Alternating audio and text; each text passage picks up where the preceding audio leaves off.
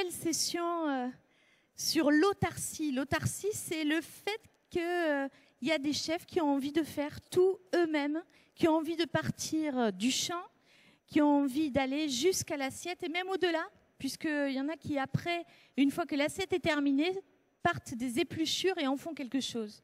Et donc la boucle est bouclée. Comme des gens comme Yoad Kong, qui n'est pas, par exemple, sur cette table ronde, mais qui va peut-être intervenir à la fin. Donc on va pas... Non, ça va partir en sucette s'il intervient. On va le garder que pour la fin uniquement. Alors, on va faire un petit tour de table avec 4 personnes qui ont tout à fait ce style d'état d'esprit, mais dans des manières différentes. Glenn Viel, vous êtes à Beaumanière, auprès de Jean-André Charial depuis 4 ans.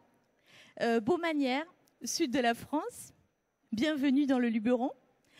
Glenn, en ce moment, est en train de pousser un peu M. Charial à utiliser tous les petits morceaux de terre qui existent sur Beaumanière et d'utiliser tout ce qui est possible pour planter, l'utiliser dans la cuisine, etc. C'est ça un peu l'idée ? Exactement, enfin le plus possible, on essaye d'aller, de faire de mieux en mieux en tout cas, d'aller dans le bon sens. Donc on essaye, on ne fait pas toujours bien, mais on essaie de faire mieux. Bon, un état d'esprit qu'on va découvrir à Beaumanière. Après, on a Patrick Duller, cuisinier paysan ou paysan cuisinier, un peu des deux, dans les deux sens. J'ai mis cuisinier d'abord parce que j'ai commencé par faire de la cuisine. Oui. Et j'ai produit pour faire de la cuisine. Voilà. Mais donc... en fait, je suis plus souvent paysan que cuisinier. Oui. Mais c'est toujours paysan pour la cuisine. Donc, domaine de Saint-Géry. Voilà. Vous nous direz un petit peu, voilà, entre 2 collines, on se situe à quel endroit ? Alors, on est dans le Lot, à côté de Cahors, le sud-ouest, pour ceux qui ne connaissent pas trop là-bas. Moi, j'ai 4 ou 5 métiers, on va dire. D'accord. Donc, on va parler on en parlera tout à l'heure. De Patrick Duller. Massimo Spigaroli, vous êtes italien. Et vous aussi, vous avez cet état d'esprit de faire beaucoup de choses vous-même. Et vous avez un gros potager chez vous. C'est ça ? Je pense que c'est la même histoire. Parce que nous, on est producteurs, on part dans les blés pour faire la farine, pour faire le dessert, pour faire tout. La nourriture de tous les autres animaux. On n'a pas seulement les potagers. Et c'est une histoire de famille. On fait restauration de plus de 100 années. On a une ferme et on fait aussi toutes les transformations de notre chose, de charcuterie, de saucisson, des choses comme ça. Donc on montrera tout à l'heure. On va montrer la cuisine. Aussi, voilà. Okay. On va montrer aussi quelques images quand vous parlerez. Et là, je termine par Jérôme Yeglet, l'alchimie, Kaisersberg, c'est l'Alsace. Et là aussi, un potager qui... Est-ce que ça sert pour toute la cuisine ? Vous arrivez à produire pour l'ensemble de la cuisine ou pas ? Alors aujourd'hui, le projet, on l'a monté il y a 3 ans, donc c'est tout frais encore. Pour l'instant, on produit 50%. C'est pas mal sur déjà. 1600 mètres carrés de maraîchage, c'est-à-dire très petite surface, mais c'est raisonné, c'est réfléchi. Pas de travail de sol, bon, je vous expliquerai tout ça. Et là, pour l'année à venir, on a fini les terrassements de 2 nouvelles parcelles, dont une à 550 mètres d'altitude. Oui. Donc on va pouvoir, ça va nous permettre de rallonger certaines choses, certaines cultures, et ça va surtout nous permettre de mettre les cultures longues sur des terrains comme ça. Mais je vous expliquerai tout ça. Ok. Alors on va commencer, Patrick, avec vous. On va pouvoir mettre, en même temps que vous nous expliquez votre projet qui est de longue date, combien d'années ? Alors ça ne me rajeunit pas, ça fait 34 ans que je suis là-bas. Voilà. Donc on va mettre le petit film juste pour moins longtemps montrer. Que monsieur. C'est vrai. 30 ans. Donc sur le film, on voit les images de l'endroit où vous vous situez, on verra la ferme. Expliquez-nous le principe, la genèse du truc, c'est quoi ? Vous êtes parti de quoi ? Alors, la genèse, c'est que j'avais 24 ans, que je n'ai pas beaucoup réfléchi. Oui. Et comme disent les cuisiniers, j'ai tapé dans le tas. Cuisinier ? J'ai commencé par faire à manger. Oui. Et immédiatement, j'ai commencé à élever 3 cochons, à gaver des canards. Bon, on est dans le sud-ouest, hein, donc voilà. À faire mon potager. Et puis, petit à petit, on a fait du blé. Mais ça a mis... Il faut comprendre, ce qu'on voit à la télé, là, c'est 34 ans. Donc, tout ne s'est pas fait en un jour. Hein. C'est-à-dire que l'autarcie, comme disait Massimo, il faut le temps de le faire, quoi, hein. Donc, on fait les truffiers. J'ai planté les premiers en 1989. Oui. Et on a ramassé les premières truffes en 2004 ou 2005. Voilà. Donc, on a attendu 15 ans. Voilà. Et l'idée, c'est toujours de tout ce qu'on fait, on va pouvoir le transformer, on va pouvoir le manger. D'accord. Ce qui est très original maintenant dans l'agriculture, parce que la plupart des agriculteurs ne font pas des choses pour être mangés en fait. Ils font pour l'alimentation animale, ça part dans l'industrie. Il y a très peu de production agricole qui arrive dans la gastronomie, on va dire. Oui. Très peu. Oui. Donc nous, on a toujours été sur cet axe-là et on a toujours essayé de transformer jusqu'au bout et d'aller au bout des choses. Alors après, c'est difficile parce qu'on a trop de choses, mais la céréale, par exemple, on fait la farine. Oui. Là, on transforme en farine. Et on s'est dit, qu'est-ce qu'il y a chez nous qui est différent, qui peut amener un blé qui soit différent des autres. Oui. Parce que produire soi-même, c'est une chose, mais ça n'a d'intérêt que si ce qu'on produit a une valeur ajoutée. A une valeur ajoutée qualitative. C'est ça. Sinon, gastronomiquement, si le voisin a fait mieux que vous, autant lui acheter ça. Oui, parce que produire soi-même, c'est jamais de l'économie.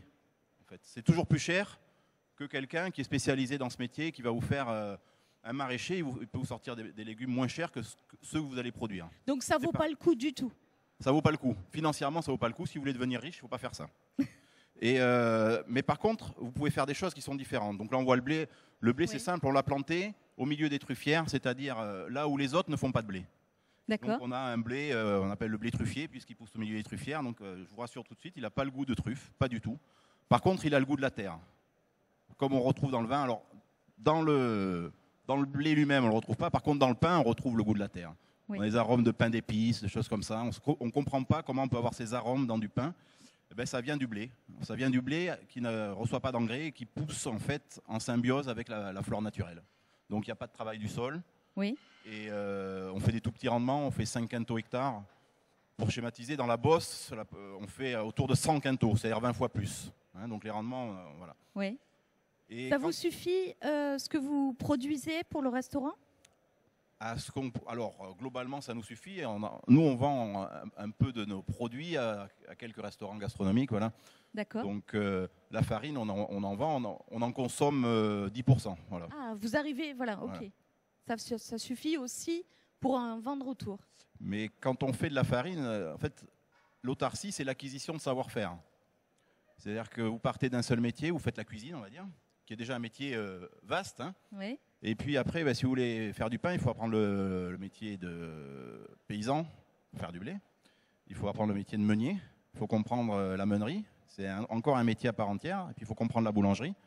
Donc ça veut dire à chaque fois se former, aller faire des stages. Moi j'ai fait des stages avec un meilleur ouvrier de France boulangerie il y a 25 ans pour apprendre à faire le pain. Et de là, on a extrait ce que nous, on avait envie de faire, c'est-à-dire un pain au levain qui donne le goût de notre terre. Voilà. On ne fait pas la baguette, on ne fait pas toutes ces choses-là. On n'est pas un vrai boulanger dans sa plénitude, mais par contre, on sait faire du pain au levain à partir de notre blé. Ça, on sait bien le faire. D'accord. Voilà. Donc, on parlera aussi de tout ce que vous faites et aussi des animaux sur la ferme. Alors, on a eu des animaux, mais on a arrêté les animaux parce que je pense que dans l'autarcie, il faut aussi savoir faire les choses, apprendre à les faire et savoir aussi arrêter certaines choses quand on n'apporte plus rien. Voilà. Alors, en voilà un qui débute sur les animaux, c'est Glenn. Glenn, ça y est, Patrick vient d'arrêter les animaux, mais vous allez commencer les cochons. Aujourd'hui, on a 2 cochons, mais moi je fais ça pas pour forcément faire meilleur, mais aussi pour faire mieux. En fait, il y a une histoire d'écologie. Il y a certainement beaucoup de gens qui feront un jambon meilleur que le mien quand je commencerai à le faire. Mais je trouve que c'est bien de donner une deuxième vie au retour d'assiette, aux pluches qu'on a dans nos cuisines. Donc voilà, moi ce que j'essaie d'apporter au-delà du goût, parce que bien sûr, on essaie de donner du goût, mais j'essaie d'apporter un plus. Pour moi, il y a une petite âme écolo au fond de nous aussi qui nous dit, voilà, si tu peux, fais-le, quoi. Vous êtes quand même extrêmement impliqué sur le point de vue de l'environnement, aussi dans l'équipe. C'est-à-dire que c'est quelque chose pour vous d'important de nettoyer les déchets qu'il y a autour de Beaumanière. Oui, voilà, pas 2 fois par an. Avec les équipes, on prend les sacs poubelles et puis on circule autour du domaine pour ramasser les déchets. On s'aperçoit que c'est catastrophique parce qu'on fait grosso modo à chaque fois le même circuit et on en retire toujours autant, quoi. Donc ça veut dire qu'on n'est pas encore sensibilisé. C'est-à-dire qu'on parle beaucoup aujourd'hui. Oui. On est tous conscients que ça ne va pas, que ça part dans la mauvaise direction. Mais dans les actes. Dans l'acte et dans la gestuelle, il n'y a pas beaucoup d'investissement, quoi. C'est-à-dire que maintenant, on parle beaucoup. Arrêtons de parler. Il faut peut-être commencer à agir, quoi. Alors, Nous, on a de la chance, on a du terrain. Enfin, du terrain, c'est pas moi. Moi, je suis employé. Hein. Donc, on a du terrain. On a essayé de l'optimiser, quoi. Alors, Voilà. jusqu'à maintenant, il y avait des petits pois. Il y avait... Des petits pois, il y a des asperges, il y a les haricots verts, les tomates. Enfin, voilà ce qu'on peut trouver classiquement dans un jardin. Mais l'idée première, c'est d'optimiser, quoi. D'accord. C'est ça l'idée. C'est d'aller dans le bon sens. Voilà, il faut qu'on bouge, quoi. Ça devient catastrophique. Alors concrètement, vous en êtes où là? Qu'est-ce que vous avez envie de planter? Qu'est-ce que vous voulez faire? Mais moi, j'ai envie d'aller le plus loin possible. Je m'arrête. Il s'arrête jamais. Mais non, tant qu'il y aura une petite parcelle. Enfin, moi, je suis au début, ça fait que 4 ans. Et forcément, ça a un coût aussi. Et ça coûte de l'argent. Mon patron n'est pas le sultan du Brunei. Donc, donc voilà, et ça prend du temps, mais c'est pas grave. Ça aussi, quand on voit grandir les choses, c'est plaisant. On va au rythme qu'on va, mais chacun doit aller à son rythme, c'est pas grave. Le principal, c'est d'aller tous dans la même direction, quoi. Après, si on a un petit bout de terrain, autant l'optimiser. Mettez 2 plants de tomates, vous serez content. Vous allez comprendre des choses, et puis ça vous fera plaisir. Vous allez mieux la comprendre, mieux la manger, mieux la raconter. Je pense que voilà, c'est un état d'esprit, mais qu'on devrait tous avoir. Aujourd'hui, on n'est pas mieux. Hein. On devrait tous être comme ça. En fait, on n'est pas. Je crois que ça devient essentiel, quoi. Alors, on va passer à Jérôme. On terminera avec Massimo et on verra aussi depuis 34 ans le travail qui est fait avec quelques images. Jérôme, on parlait du jardin de l'alchimie. C'est depuis 3 ans ce projet de justement faire comme chez Glenn à Beaumanière un potager. Avant l'alchimie, il y avait surtout ma vie privée qui avait amené à cette sensibilité, mon parcours, mes racines et tout ça. Donc naturellement, auparavant, déjà pendant 3 ans avant, j'avais déjà 2 parcelles. Donc avec mon épouse, on produisait tous nos légumes et naturellement, j'avais commencé des travaux sur la conservation des légumes pour l'hiver. D'accord. Avec des fermentations, avec des macérations, des choses que j'ai essayé de mettre sous terre aussi pour voir comment ça vieillit, comment ça réagit, comment 6 mois après tu sors un légume qui est tout froissé, qu'est-ce que tu arrives à en sortir encore, hormis un goût pourri.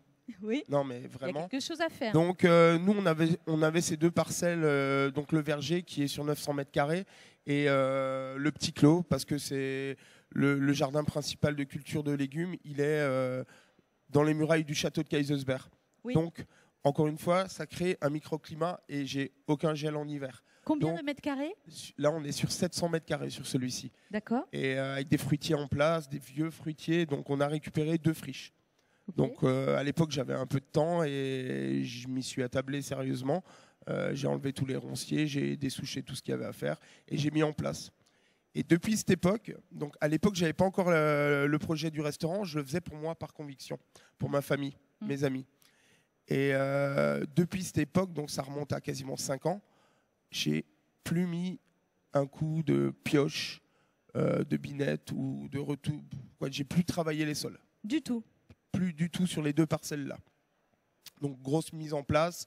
Et depuis, plus rien. Tout est paillé en permanence. Il y a même une partie du verger qui a été paillée pendant 3 ans, complètement, la moitié. Je mettais 200 bottes de paille 2 fois dans l'année dessus, à la main. Et friche totale, Et en fait, avec la paille, tu stoppes la croissance des adventices. Et du coup, la terre, elle se régénère avec les vers et tous les micro-organismes. Et du coup, aujourd'hui, certains endroits qui ont été bien soignés, bien couverts, je tire la paille et je mets ma main dedans. Ouais. Et j'ai jamais retourné la terre. Mais voilà, tout à l'heure, on disait qu'il fallait des années et des années. Oui. J'en suis qu'au début. Là, on est en train de mettre 2 nouvelles parcelles en place. Parce qu'aujourd'hui, sur 1600 mètres carrés, comme je le disais, on produit environ 50%. Mais dans les 50%, il y a le pic juin, fin septembre, où je suis en excédent de légumes. Et oui. Je suis en excédent et il est hors de question de gaspiller ou quoi que ce soit. Donc c'est là où mon travail de cuisinier est venu. J'ai commencé à faire des travaux sur la conservation des légumes. Donc on va jusqu'à macérer dans des huiles. On a vraiment étudié pas mal de choses super intéressantes. On va partir en Italie avec Massimo et on va voir quelques images, Damien, de Massimo Spigaroli. Antica Corte? Pallavicina. Antica Corte e Pallavicina. Allez, on peut parler. Il faut nous expliquer quelle est la genèse du projet il y a 34 ans. Oui, j'ai eu de la fortune parce que je suis né dans une famille de restauration qui on faisait des restaurations. Excusez-moi pour mon français, mais on parle un peu comme ça. Et on a commencé, et on a pensé, quand j'étais jeune, mon pensée c'était de faire le cuisinier. Mais de faire le cuisinier et de mettre en valeur tout le travail de la ferme de ma famille. Et on est parti pour là. Et on a commencé comme ça. Ça, on voit le petit château qu'on a acheté. Il était en ruine quand on avait 27 ans. Et après, on a commencé à travailler tout autour pour rendre ça plus agréable, mais pour faire des choses, pour faire une bonne cuisine. J'ai écouté l'histoire des autres, c'est un peu la même chose. Et on a commencé et on a pensé à le monde, non? À ceux qui servent dans le monde, une cuisine plus naturelle, une cuisine pas con une identité du terroir, parce que ça, c'est ça, non? Nous, on est dehors, on est dans la plaine du Pau, c'est un petit village. Et on a commencé avec le potager, on a commencé avec tous les animaux. On élève des oies, des canards, de porc, des bœufs. Oui. Et on fait aussi toute la transformation parce qu'on a des moments qu'on peut faire ça parce qu'on a beaucoup de choses et on doit faire ça parce que la conservation des aliments, c'est la culture de notre village, c'est la culture de la cuisine, non? On avait beaucoup de choses en été, en automne et rien en hiver. Et alors, on devait conserver. Et ça, c'est important parce que comme ça, on peut faire en cuisine différente.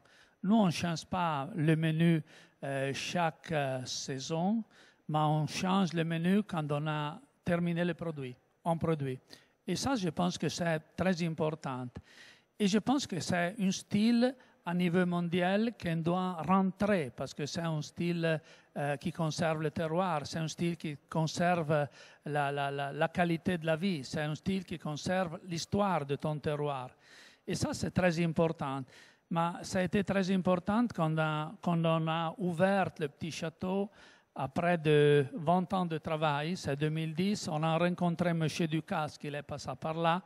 Il passait par là? Oui, on a fait voir mon ferme, mon travail. Elle m'a dit, Massimo, tu es unique, tu dois continuer comme ça. Alors, je suis allumé ma vie. Pardon.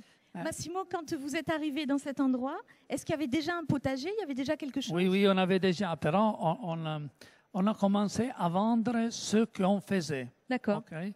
Pas seulement la chose. Dans le petit château, on a les plus anciens chiens, les plus anciens caves au monde. Oui. Où elles datent de quand? Les charcuteries sont de 1320. Ininterrompamment, ils ont continué à affiner. Ça, sont notre vaches, sont tous les anciennes races qu'on a dans le terroir. Alors, la cuisine qui conserve le terroir, qui conserve les anciennes races, qui conserve les choses. On a un fruitier, on a 5 vignes. On est arrivé à avoir le 85% de nourriture dans la saison. En hiver, on achète quelque chose et on dit qu'on achète. Parce que ça, c'est très important, la communication de la vérité. Oui. Ça, c'est important. On a mis aussi 4 cerfs, mais ils ne sont pas alimentés avec de chauffage. Ils sont seulement naturels. C'est pas chauffé. Soleil. Quand oui. on a terminé une chose, c'est terminé. Et però, si tu vas imposter ton menu un an pour l'autre, parce que on doit penser ce qu'on aura en automne. Si on veut faire un menu avec une qualité différente de légumes ou de choses, on doit penser avant. Si on voit les oies au mois de novembre, on doit absolument penser au printemps de mettre les petits oies. Et ça, je pense que c'est très important, mais c'est très important la cuisine qui va sortir, parce que c'est une cuisine qui est liée au terroir, avec la technologie du monde, mais avec le saveur de mon terroir. Okay? Est-ce que vous pouvez nous dire jusqu'où vous allez aller, Massimo? Parce que là, vous êtes quand même très loin. Il y a les vaches, il y a les porcs. Est-ce que vous faites le fromage aussi? avec le fromage, c'est fait pour des amis. C'est une famille comme la nôtre qui travaille là. Okay. Et però c'est du village, c'est le Parmigiano Reggiano, c'est un grand fromage. Ça qu'on voit, c'est l'osteria, parce qu'on a aussi le restaurant étoilé, on a aussi une osteria où on fait des petits cours de cuisine et on fait la cuisine du village qui travaille très bien. Et on fait les petits déjeuners le matin. Et là, on voit toute la production qu'on fait. On le fait à la cuisine, on a un petit laboratoire, mais c'est le même cuisinier que quand on n'a pas beaucoup de travail, on fait ça. Et ça, je pense que c'est important parce qu'on arrive à avoir la culture de ton terroir. Nous, on va recycler tout. Oui, tout. Tout, 100%. Pas 100%, mais presque 100%. C'est l'eau qu'on va laver les légumes, il arrive dans une cisterne et on la va utiliser pour le jardin. On a toutes les choses qui restent et sont utilisées pour le porc, pour les autres choses. Et aussi, le terrain, c'est pas alimenté avec de la chimique, mais avec les choses de tous les animaux. Et je pense que c'est un système que j'ai trouvé dans mon village. J'ai seulement mis un système toutes les expériences et toutes les choses qu'on a rencontrées dans ma famille et dans le village. Glenn, ça fait rêver, je pense. Ouais, mais c'est énorme. Après, on n'a pas tous les mêmes moyens, entre guillemets, ou la même histoire. Ce qui est important, encore une fois, c'est de faire le maximum avec nos moyens. On n'a pas tous les mêmes brigades, on n'a pas les mêmes fourneaux, on n'a pas. Ce qui est important, c'est l'autarcie. On parle d'autarcie, là, j'extrapole un peu, mais c'est de préserver les sols. Voilà, 90% de la biomasse, je crois que tu m'arrêteras, c'est des vers de terre. Hein, c'est quand même, on se dit donc à un moment donné, si on passe au mètre carré de 1 kg de vers de terre à 100 grammes, il y a un problème. Donc il faut même dans nos jardins, chez nous à la maison, arrêter de mettre des pesticides pour faciliter l'entretien qui est une connerie. Parce qu'au final, si on fait tout ça, mon voisin, moi, mon voisin d'à côté, on devient un petit paysan. Et puis finalement, on flingue tout le monde. Donc aujourd'hui, on est tous des colibris. Hein, vous connaissez l'histoire du colibri, j'ai envie de la raconter, je vais prendre 2 secondes pour ça. Il y a un feu de forêt. L'histoire de Pierre Rabhi. Exactement, il y a un feu de forêt comme ça, et donc il y a un colibri qui va de la rivière au feu de forêt et qui, goutte par goutte, essaie d'éteindre ce feu. Et d'un coup, il croise un éléphant qui, lui, fait la même chose. Et à force de se croiser, à un moment donné, il s'arrête, les deux se regardent, et l'éléphant dit au colibri, mais qu'est-ce que tu fais? Et le colibri dit, je fais ma part. Donc en fait, il n'y a plus de petits efforts maintenant qui soient pas importants. Donc, on fait tous notre part. Moi, je regarde ça, je suis admiratif. Je regarde ça, j'ai envie d'y aller direct. J'ai envie de prendre la voiture et tout de suite d'y aller. Je vais y aller bientôt. Patrick, là, c'est obligé. Ça me fait rêver, puis ça va me donner des idées, ça va me faire progresser. Ouais. Parce que dans nos convictions, on fait aussi des erreurs. Mais c'est pas grave parce que notre idée, elle est d'aller quand même vers le meilleur. Donc, c'est pas grave, on va grandir de ça. Et puis, j'espère que dans quelques années, on sera tous comme ça, quoi. Enfin, à notre niveau, à notre échelle. Et puis voilà, j'espère que la planète respirera un peu mieux. Parce qu'aujourd'hui, elle suffoque dur. Patrick, tout à l'heure, vous avez dit pour chaque métier, il faut se former. C'est-à-dire que vous vous êtes formé à être paysan, vous êtes formé à être meunier pour faire la farine et à être boulanger. Et parfois, on peut se dire, mais est-ce que ça ne vaut pas le coup de laisser ce métier, ce savoir-faire à quelqu'un qui a bossé pendant des années et de s'entourer en fait avec les bonnes personnes?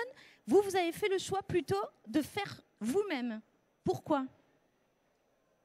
En fait, c'est très simple. Je vais vous donner un exemple, en fait. On fait du jambon à partir de Port-Noir-Gascon. On a élevé ces animaux, on a fait du jambon. J'ai jamais visité une salaisonnerie de ma vie. Oui. Et donc, du coup, j'ai pas été déformé. Parce que se former, c'est pas se faire déformer non plus. J'ai jamais utilisé d'additifs. Je sais pas ce que c'est qu'un œuf en boîte carré, là. Je ne sais pas ce que c'est que la trémoline, je ne sais pas ce que c'est, tout un tas d'additifs qui sont utilisés dans la restauration. Donc, quand vous faites une glace, vous faites votre quenelle, et elle fond. Voilà, oui. Elle ne tient pas sur le passe. Donc, tout ce qui a, comme vous n'avez pas appris tout ça, vous ne l'avez pas acquis, même quand vous le voyez, ça ne vous attire pas. Donc, vous avez une approche qui est différente. Donc, vous faites les choses parce que vous avez une approche qui est différente, parce que vous allez chercher autre chose. Je vais citer un truc sur un légume. Hein. C'est le poireau. Quand vous avez un poireau au potager, vous pouvez manger du poireau toute l'année.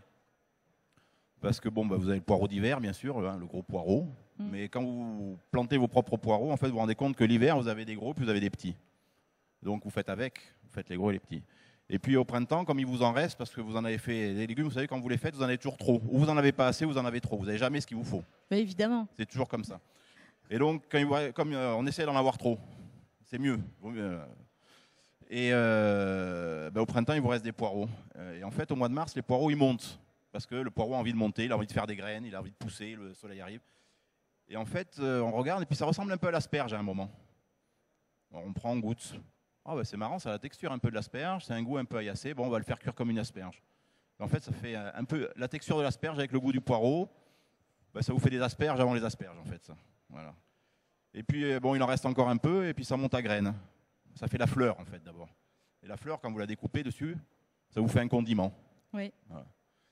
Et puis bon, bah après vous replantez des petits poireaux, et puis vous en semez, vous replantez, et puis vous avez des petits poireaux, et puis vous avez fait le cycle en fait. Et vous avez mangé du poireau toute l'année, jamais le même. Ça, on l'avait fait, Joël Thiebaud était venu les voir à la maison. Hein, donc, et ça, vous l'avez découvert parce que vous les aviez sous les yeux. Si vous allez voir votre maraîcher, ben lui il a l'habitude, il a ses planches de poireaux, il passe à autre chose, enfin, il a une autre approche. Oui. Donc vous amenez toujours, quand vous faites quelque chose par vous-même, vous amenez autre chose. Vous cherchez quelque chose de différent. Voilà. Et donc, ce que je disais au début, si vous faites quelque chose, si ce que vous faites amène quelque chose, c'est intéressant. Si ça n'amène plus rien, c'est pas intéressant. Moi, j'ai élevé du porc gascon il y a 30 ans, quand personne ne savait ce que c'était quasiment. Hein. On était quelques dizaines à en élever. Et je ne sais pas si vous vous souvenez de cette époque, les années 80-90, il n'y a pas un restaurant gastronomique qui servait du cochon. Maintenant, ça serait presque une hérésie de ne pas en servir. Hein. C'est vrai. Et je peux vous dire que dans le sud-ouest, il fallait servir du magret de canard. On le faisait aux pêches, au poivre vert, à toutes sortes de choses. Et nous, on a élevé du cochon, on servait du cochon, on ne disait pas que c'était du cochon. Voilà. On servait le filet, c'est un plat qu'on fait, un filet marinier dans les herbes, etc. Et les clients disaient, mais c'est quoi? On ne disait pas, on les laissait chercher. Et alors, ça partait très loin, très vite, ça allait sur le veau. Bon, oui, bien le veau, sûr. ça a toujours été une viande de restauration gastronomique, voilà. Et le veau, on dit non, c'est pas du veau. C'est pas du veau, alors c'est quoi? Bon, alors c'est pas du bœuf, c'est pas de l'agneau, c'est pas. Alors à l'époque, on partait direct dans les choses exotiques, le bison, l'autruche, non, c'est pas du tout ça. Donc, et là, on calait, et on nous sortait jamais le cochon. Mais comme quand l'assiette était finie, on disait, ben, c'est du cochon. Voilà. Et on est arrivé comme ça à faire du cochon. Petit à petit. Petit à petit, alors que personne n'en voulait, sans le dire. Bon, on a eu ça pour le topinambour. C'est-à-dire que l'hiver, effectivement, on n'a pas de légumes, on a beaucoup de légumes racines. Eh ben oui. Je me souviens des menus du réveillon où on faisait un plat à la truffe et on faisait purée de thé, on mettait à la truffe. C'était une purée de topinambour. À l'époque, il faut se souvenir que la plupart des clients qui avaient mon âge à l'époque, ils avaient connu la guerre. Et donc topinambour égale Donc le topinambour, c'était un truc qu'il ne fallait pas... Voilà, maintenant c'est un truc à la mode. Hein. On fait toujours du topinambour. On en faisait à l'époque et on en fait toujours parce que c'est un légume d'hiver avec le poireau, quelques navets, les courges. Les céleris, enfin bon, on a des choses l'hiver, les pommes de terre. C'est devenu un mets de choix, le topinambour maintenant. Tout à fait, bon. Oui. Voilà, ça reviendra. Hein, Massimo, par rapport au porc, où on ne disait pas que c'était du porc. Oui, non, c'est pas pour le porc, mais l'autre chose, comme il a dit Patrick, c'est important parce que nous, on doit travailler tous les animaux, toutes les choses qui arrivent dans la terre. Alors, c'est un concept différent. Maintenant, dans la cuisine, beaucoup de fois, on prend seulement que la cuisse ou l'épaule ou le carré. Mais nous, quand on va à l'abattoir avec une bête, on doit utiliser tous les animaux. C'est une vache, on a la langue, on a la tête, on a les os, on a toutes les choses. Et ça, c'est très important parce que c'est un ancien concept, non, de tous les animaux. C'est l'ancien concept de le petit légume qui est petit, qui est grand, comme ça. Oui. C'est nous qui on va utiliser ça. Et alors, dans la tête, dans le menu, on doit penser d'utiliser tout. Alors, on a fait les mêmes bouches avec la langue, on fait une autre chose avec la cuisse. Et chez nous, c'est très important parce qu'on a deux restaurants dans la même cour. C'est l'Osteria, que c'est... où on fait en cuisine de terroir, on utilise la tripe, on utilise toutes ces choses. Et on a l'autre restaurant où on utilise les choses un peu plus importantes. Mais c'est important aussi la tripe, on va penser à un plat pour le restaurant, pour le gourmet. C'est tout un système. Mais on doit utiliser tout. parce que c'est dans le concept. Okay? Et ça, c'est important. Pour les cochons, nous aussi, un jour, on va demander à mon père pourquoi, papa, on doit faire 3 métiers. Et il m'a dit parce qu'on a pensé de rester à vivre dans notre village. C'est un territoire extrême et on ne peut pas vivre avec un métier. Maintenant, oui. Mais avant, non. Alors, on est encore agriculteur, on est charcutier et on fait aussi, et on est restaurateur. Mon premier métier, c'est la cuisine, mais beaucoup de fois, on sent qu'on est plus agriculteur. Quand on est dans la terre, je sens plus la terre qui est dans ma vie. Non? Je le fais très, avec beaucoup de non sais comment je dis, on ne sait pas comment. Vous avez déjà compris. Oui. Et bon, ça. Et je pense que si on commence à avoir un système avec des cuisiniers, il y en a déjà beaucoup qui font cette chose avec la sérieuté, on peut faire quelque chose d'important pour notre terroir, mais pour la terre et pour le monde entier. Jérôme, on parlait tout à l'heure conservation, on en parlera sur certaines choses avec les tomates séchées que fait Glen à Beaumanière. Évidemment, on a une surproduction de légumes d'été. Comment vous les travaillez quand vous en avez beaucoup et qu'il faut justement les conserver en prévoyance de l'hiver? Dans les différents travaux que j'ai mis en place depuis 3 ans, il y a toute une gamme de produits travaillés. Ça part de on parle de la tomate fermentée où tu fermes les yeux, tu la prends la première fois en bouche, tu fais abstraction du volume que tu as dans la bouche et tu croques dedans et tu manges une olive. Moi, en Alsace, étant donné que je travaille qu'avec des producteurs, que des produits à plus de 80% Alsace, j'ai pas d'olive. Malheureusement, on n'a pas encore d'olivier en Alsace. Donc, j'ai réussi à ramener ce goût d'olive dans certaines de mes créations. Et grâce à ça, c'est pareil, on parlait des fermentations. Selon comment tu lances tes fermentations et ce que tu mets dedans, tu peux arriver des fois sur des goûts iodés, limite, hein, c'est pas exactement ça, un jus de moule ou un jus d'huître. On arrive à avoir des choses qui se rapprochent de ça. Sur quels légumes tu arrives à avoir ça? Je l'ai eu sur du ver de blette avec des racines de réfort sauvage. D'accord. Avec quel moyen de conservation? De la fermentation? La fermentation, ouais. Plus un élément fruit que je mets souvent dedans, qui lance. Là, c'était une vieille variété de quetch que j'avais mis dedans. Et c'était bluffant. Alors, quand tu lances la chose, tu réfléchis, mais tu sais jamais.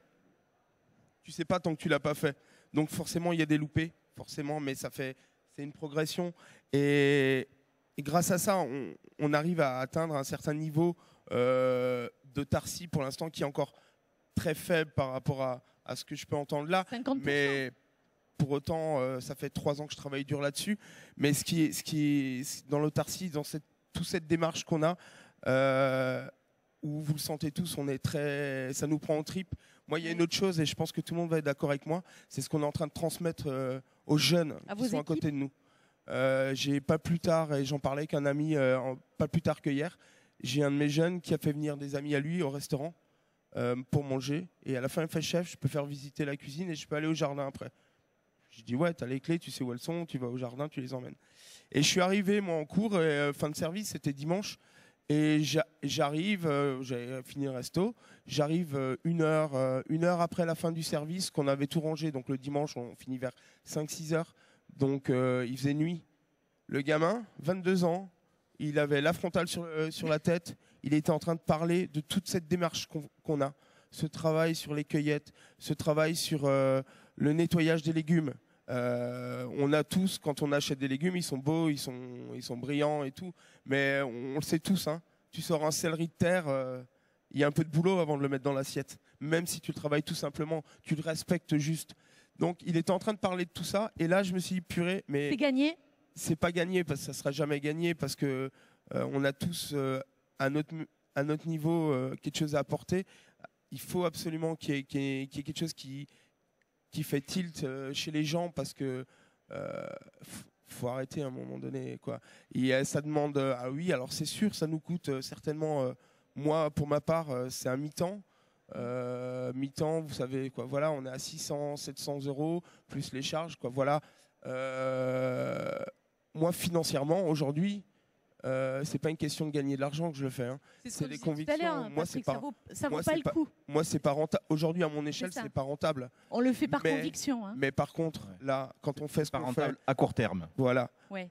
Aujourd'hui, ce qu'on fait, on le fait pas pour gagner de l'argent. Déjà, on le fait pour nous parce qu'on y croit.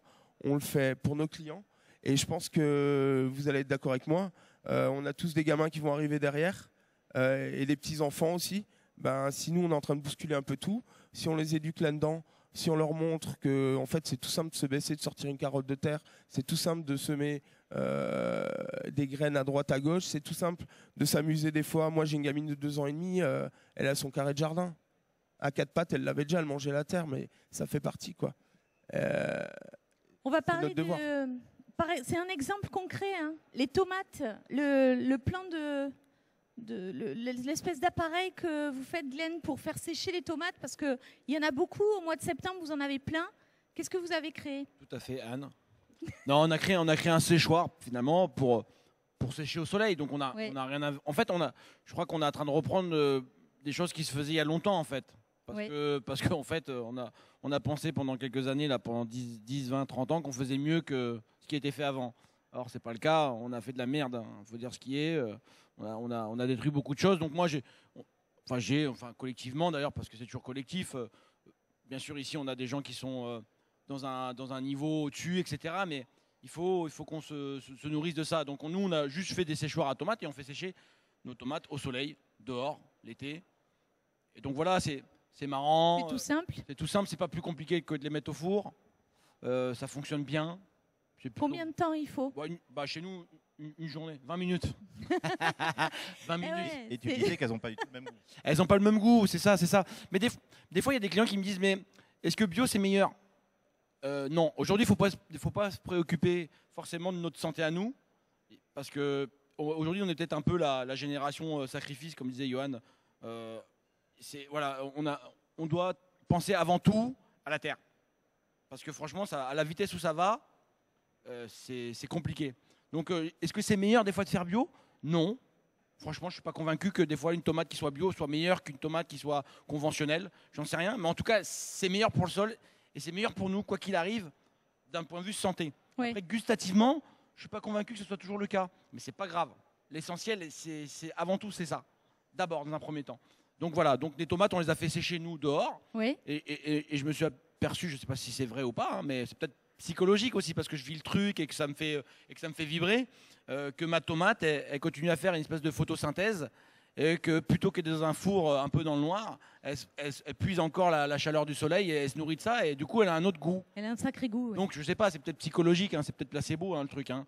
Mais en tout cas voilà, moi j'adore ça quoi, ça me fait kiffer. On va demander à Johan puisqu'il est là. Viens. Parce que à la Maison Bleue, j'imagine. Mets-toi là. Il n'y a pas de potager? Ou il y en a un? Il y en a un, mais il est minime. Il est minime parce que nous, à Verrier-du-Lac, l'hectare coûte très cher. Donc, Oui, encore une fois, on n'est pas dans la rentabilité. Mais c'est vrai que les petits mètres carrés de terrain sont utilisés pour faire un potager, mais c'est plus de l'explication. Je rejoins tous mes camarades. Oui, l'explication pour l'équipe. Alors, on a plusieurs démarches. Hein. On a une collaboration avec le Château des Avenirs à Cruzeil, qui est Relais Château, où ils ont de l'hectare. On a commencé des choses. On a le Château de Menton qui part en biodynamie. Donc, on accompagne aussi ça. Ça va être la nouveauté pour le printemps. On a aussi des partenaires qui ont 140 hectares dans le Var. Donc on commence aussi quelque chose grâce à Patrick Dullaire parce que ça a été pour moi un modèle parce que c'est le premier que j'ai rencontré comme ça qui était autant investi et ça m'avait vraiment ému avec sa femme quand on s'était rencontrés. Glenn aussi qui a beaucoup d'hectares. Donc c'est pas du copiage, je pense qu'ils sont à l'initiative de choses qui donnent envie. Et je vais répondre aussi à la question par rapport à la Maison Bleue, mais c'est surtout qu'aujourd'hui, je pense que c'est une phrase qui est très forte. Les religions, c'est très bien, mais moi, ma déesse, c'est la terre. C'est elle qui me nourrit tous les jours. Et c'est elle que je respecte et que je remercie au quotidien.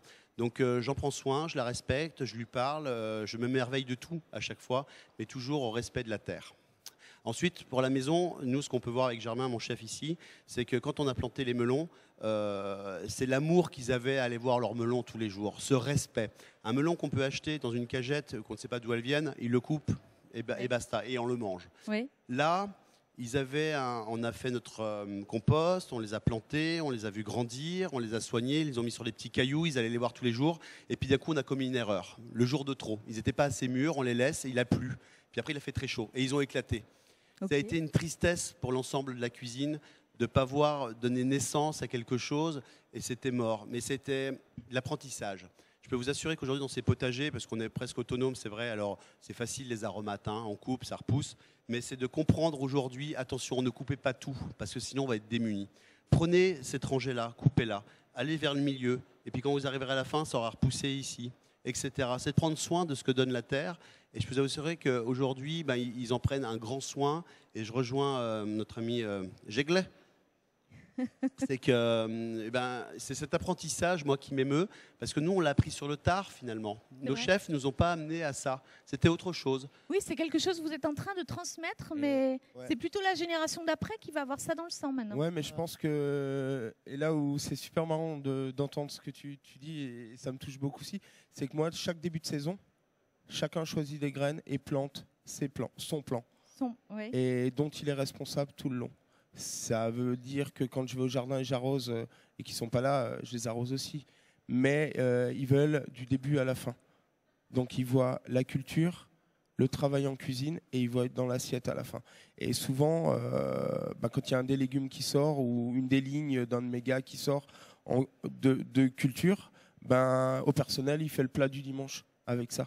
Ouais. Et du coup, ça leur permet aussi de s'exprimer, de les sensibiliser et tout, c'est la base.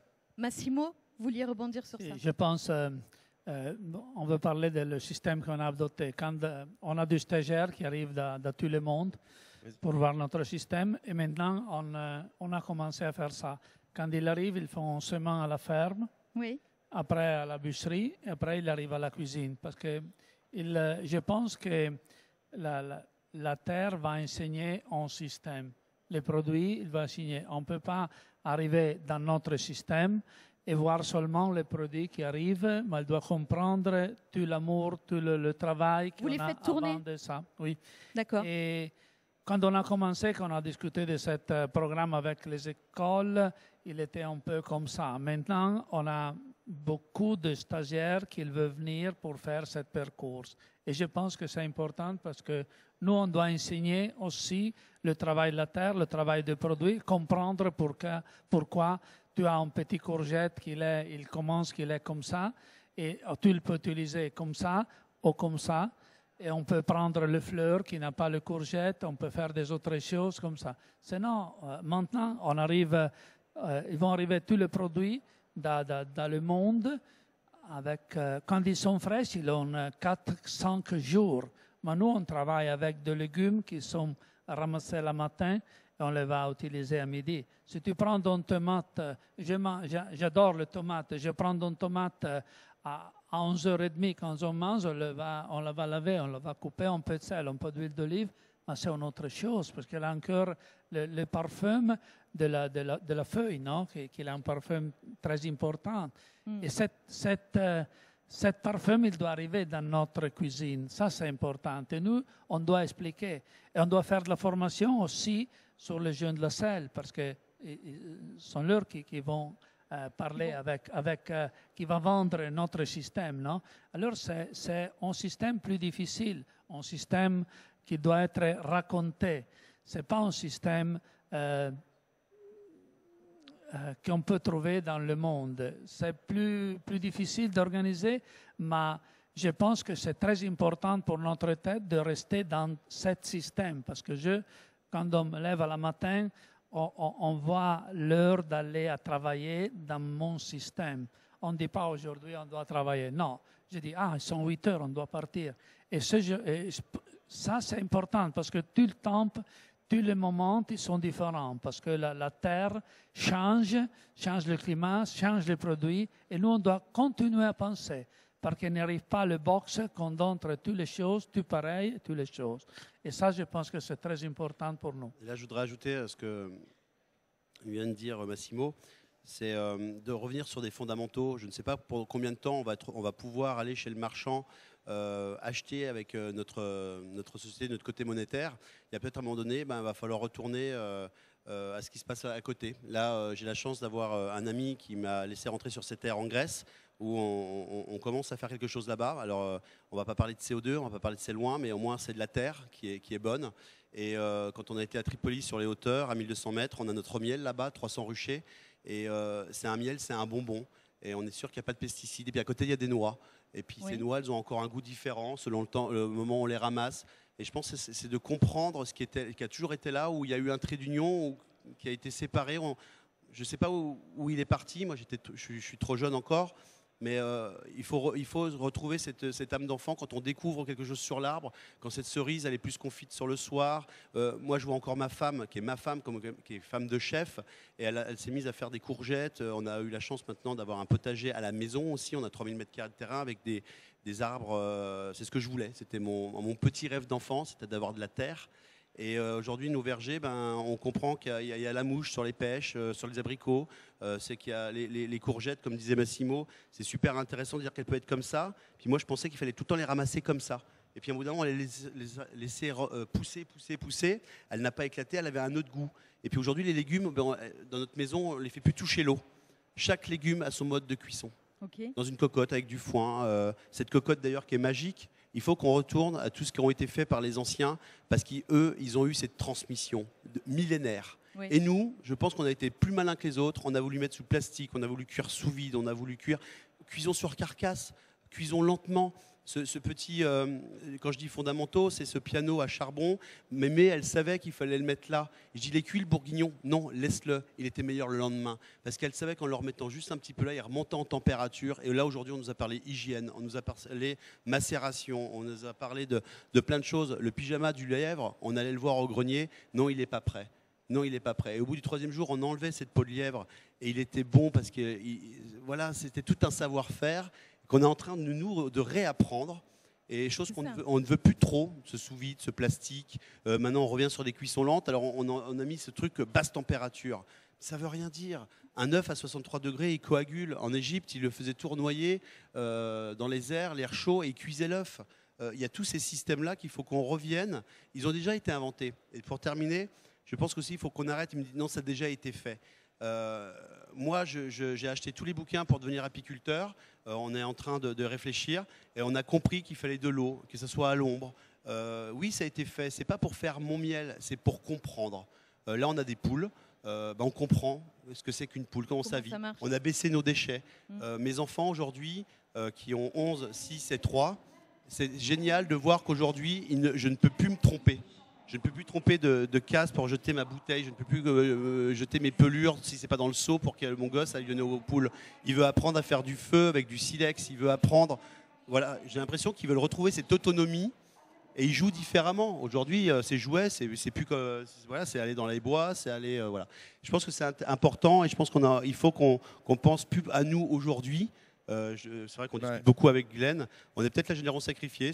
C'est pas joli à dire comme mot. Il faut vivre heureux, il faut s'épanouir de tout. Mais je pense qu'il faut le faire aussi pour demain et après-demain, comme le font les vignerons. Et quand je vous parle d'olivier, j'ai tout compris sur une olivier. Quand j'ai vu cet arbre, je dis mon arbre parce que je suis ému à chaque fois que je le vois, il a 650 ans. Et lui, il a été planté il y a 650 ans. Et je remercie les anciens parce qu'aujourd'hui, j'ai de l'huile grâce à eux. Donc il faut faire les choses aujourd'hui pour demain et après-demain. Voilà, merci. À moins que vous ayez quelque chose à rajouter, je trouve que c'est pas mal comme mot de la fin. Est-ce que vous avez quelque chose à demander à l'un de nos participants? Je voudrais remercier Johan Comte, Jérôme Yeglet, Massimo Spigaroli, Patrick Dullaire, Glenn Viel pour cette session. Je vous remercie beaucoup.